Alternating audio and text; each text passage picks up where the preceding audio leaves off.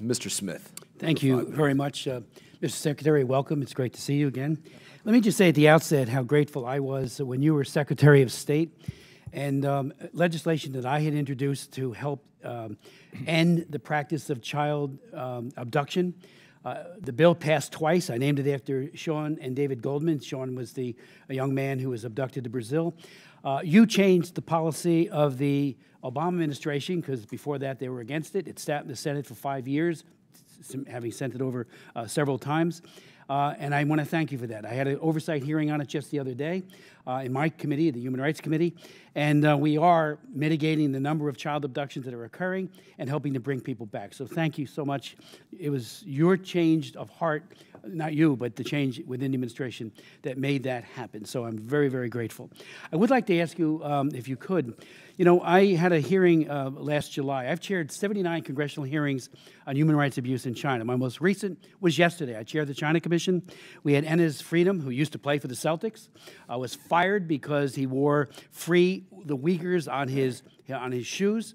He was fired because of that, and as a result, the NBA, and I think in a cowardly way, has told everybody in the NBA, just shut up, say nothing about human rights in China. And his testimony yesterday was absolutely compelling, and we're going to do a follow-up. We've invited, or are inviting, the NBA to come to that hearing. But last July, I chaired a hearing on the Lantos Commission, because we were out of power as Republicans, so Lantos, we could call hearings. It was on the exploitation of children and adults in the Democratic Republic of Congo who are mining cobalt and soon will be mining lithium. We found out, and I've raised this issue before, but the hearing just was a catalyst for we need to do more on this. Something on the order of 40,000 children are in these artisanal mines. They're dying. They're getting sick. There's cave-ins. They're inhaling all kinds of debris without proper. Who runs it all?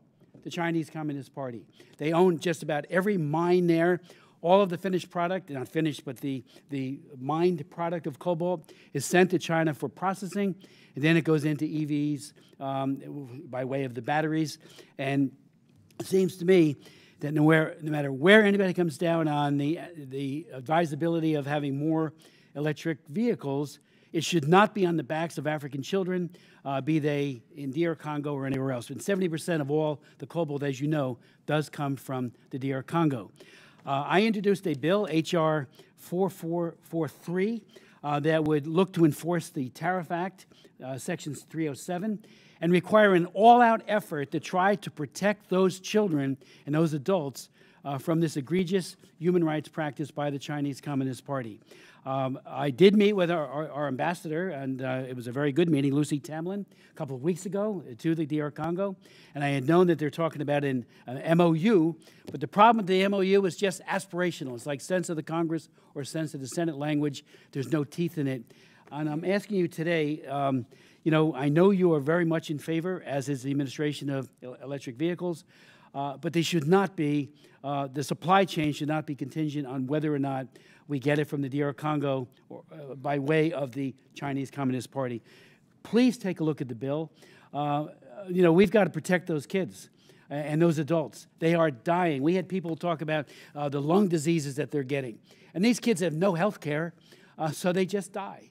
And there's beatings that are occurring by Chinese Communist Party soldiers who are deployed there. And unfortunately, the DR Congo leadership just basically looks the other way because they're getting perhaps even paid off. If you could speak to the issue of the cobalt and soon the lithium that will also be coming out of the DR Congo. Well, Congressman Smith, thank you very much for your persistent, over the years, work on all of this. You've been really tenacious and super focused on it. It was a pleasure to work with you on it before.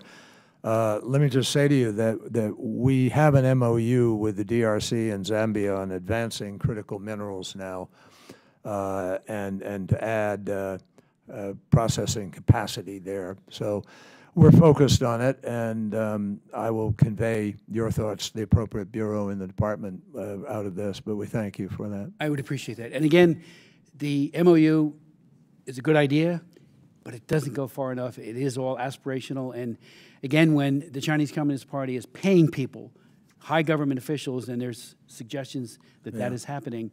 You know, I would love for the DR Congo to own it all and to spread the wealth that is gleaned from that to their own people. Yeah, I instead of it understand. all going and being processed by the PRC, where another slave labor type process takes place once it gets to China. So Thank you. please take a look at the bill, and I hope you can support it. You got it. Thanks. Thank you. Chair now recognizes Mr. Huizenga.